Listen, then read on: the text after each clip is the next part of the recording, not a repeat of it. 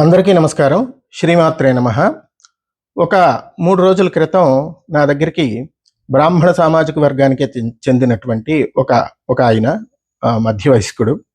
ఆయన ఏదో ఉద్యోగం చేసే ఆయన వచ్చి ఏదో మాటల సందర్భంలో మేము ఈ దేవుడికి దండం పెట్టుకుంటాం, పూజలు అవి చేస్తాం, కానీ మీలా ఈ పిలక గిలక ఈ ఫ్యాషన్ని ఫాలో అవ్వండి అని నాతో అన్నారు. నాకు కొంచెం బాధ అనిపించి సరే అసలు ఈ పిలక గురించి దీన్నే శిఖ అంటారు, దీని గురించి కొంచెం చెప్పుకుందామని చెప్పి వీడియో చేస్తున్నాను. ఈ శిఖ అనేటటువంటిది అందరూ ధరిస్తారు. మనకి పూర్వకాలంలో అందరూ కూడా ఈ శిఖని ధరించేవాళ్ళు.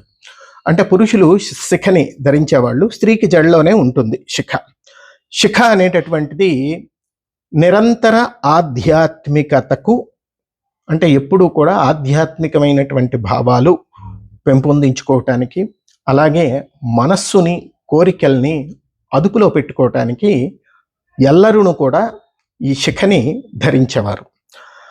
ఈ శిఖకి ఎంతో ప్రాశస్త్యం ఉన్నది. సనాతన ధర్మంలో ఎంతో ప్రాశస్త్యం ఉన్నది. సనాతన ధర్మంతో పాటు యోగశాస్త్రంలో కూడా ఈ శిఖని బిందువు అంటారండి. ఇది చాలా విశేషమైనటువంటి ప్రాధాన్యత ఉంది. అత్యంత పవిత్రమైనటువంటి పవిత్రమైనటువంటి విషయం, అంటే శిఖని ధరించడం అత్యంత పవిత్రమైనటువంటి విషయం. అయితే కాలక్రమేణా అందరూ కూడా ఈ శిఖను ధరించడం అనేటటువంటిది మానేశారు. బ్రాహ్మణుల్లో కూడా దాదాపుగా ఒక 3% మంది, అంటే అర్చక స్వామివార్లు కానీ, వేద పండితులు కానీ, ఇలాంటి వాళ్ళు అనమాట. అంటే ఆ వైదిక జీవనంలో ఉన్నటువంటి వాళ్ళు, పురోహిత వృత్తిలో ఉన్నటువంటి వాళ్ళు ధరిస్తున్నారు. మిగతా వాళ్ళు బ్రాహ్మణుల్లో కూడా ధరించట్లేదు. ఇతరులు దాదాపుగా అరుదే. ఒక ఇస్కాన్ సాంప్రదాయం లాంటి సత్సాంప్రదాయంలో ఉన్నవాళ్ళు తప్ప మిగతా వారెవరూ కూడా ఈ శిఖని ధరించట్లేదు. అది అయితే ఈ శిఖ అనేటటువంటిది ధరించటం ఎందుకు మానేశారంటే చాలామంది ఈ శిఖ ధరించినటువంటి వ్యక్తిని అత్యంత కుటిలమైనటువంటి వ్యక్తిగానో లేకపోతే హాస్యాస్పదంగానో చిత్రీకరించడం ఈ సినిమాల్లోనూ వాటిల్లోనూ శిఖాధారికి.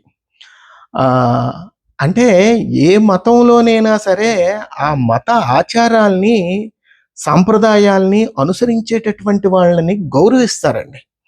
కానీ మన దౌర్భాగ్యం ఏంటంటే మనలో మన దేవుళ్ళని నిందిస్తే మనం నవ్వుతాం, మన ఆచార వ్యవహారాల్ని కించపరిస్తే మనం నవ్వుతాం. ఇటువంటి వ్యవస్థ ప్రపంచంలో ఇంకెక్కడా కూడా లేదు. అయితే ఎందుకు నేను ఇంత బాధపడి చెప్పాల్సి వస్తుంది అంటే, ఈ మధ్యకాలంలో ఒక చిన్నపిల్లడికి ఉపనయనం చేస్తే అతను నేను శిఖ ధరించనని అని చెప్పి మారాన్ చేస్తున్నాడు. ఏదో తనకి సర్ది చెప్పే ప్రయత్నం చేస్తుంటే, అంకుల్ మీకేంటి, you don't go to school but I have to go to school and they'll make jokes about me and they'll keep mock me and they'll teach me including the teachers and the management, so please don't force me. అంటే ఆ పిల్లడు అంతలాగా తెగేసి చెప్పేశాడు అనమాట. ఎందుకంటే శిఖ పెట్టుకుంటే ఖచ్చితంగా కూడా అవమానాల్ని పడాల్సి వస్తుంది అని. ఏమండి, ఈ కాలంలో ఒక మనిషి శిఖ ధరించాడు అంటే ఆయన సంధ్యావందనం చేస్తున్నాడు అనేటటువంటిది గుర్తుపెట్టుకోవాలండి. ఎందుకంటే బ్రాహ్మణునికి విధి అది ఒక కర్తవ్యం అన్నమాట. అంటే ఈ కాలంలో అతి కొద్ది మందిలో కొంతమందే శిఖ ధరిస్తున్నారంటే వాళ్ళకి సంధ్యావందనం చేసే అలవాటు ఉందని. ఈ సంధ్యావందనం చేసే అలవాటు ఉంది అంటే దాని అర్థం ఏంటంటే సంధ్యావందనం అనేటటువంటిది నిస్వార్థంగా చెయ్యాలి. అంటే సంధ్యావందనం అనేటటువంటి కార్యక్రమం చేసి కోరికలు అడగకూడదు, ఏ కోరికలు అడగకుండా చెయ్యాలి. అంటే సమస్తమైనటువంటి ప్రకృతి క్షేమంగా ఉండాలి. ఈ ప్రపంచంలో ఉన్నటువంటి సమస్తమైనటువంటి జనులు, కుల, మత, వర్ణ, వర్గ, జాతి, లింగ భేదం లేకుండా అందరూ బాగుండాలి అని చేసేటటువంటి ప్రక్రియ సంధ్యావందనం అనమాట. అయితే ఈ శిఖధారి అలా సంధ్యావందనం చేస్తే అలవాటు ఉంటుందండి.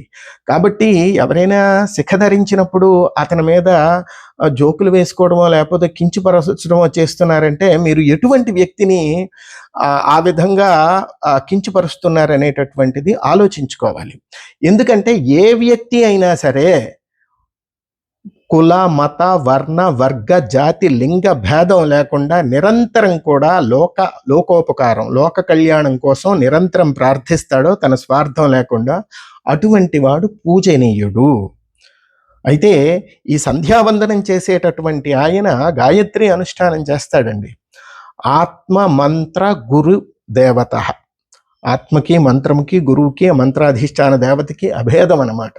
అయితే గాయత్రీ ఛందో విశ్వామిత్ర సవితాదేవత అగ్నిర్ముఖం బ్రహ్మాశిరో విష్ణుర్ హృదయగం రుద్రశిఖ. అమ్మవారికి శిఖగా కూడా రుద్రుడే ఉన్నాడు.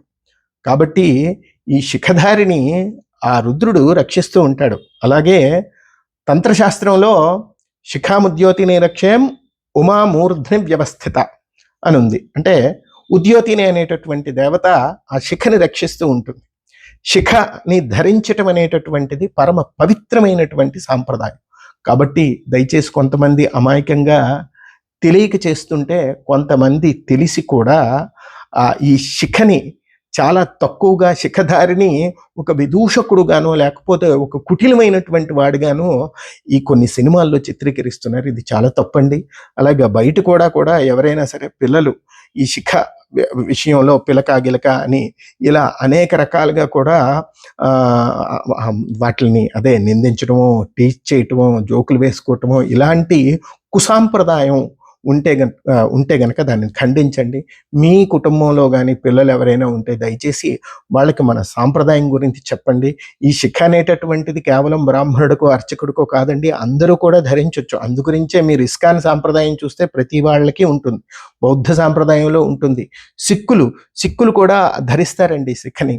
కాబట్టి మన సాంప్రదాయం, మన ధర్మం గురించి తెలుసుకోవటం, దానికి తగినంతగా మీకు తోచినటువంటి విధంగా కూడా మీరు మన ధర్మ సంరక్షణకి ముందుకు రావాలని చెప్పి అందరికీ ప్రార్థిస్తున్నాను. నమస్కారం.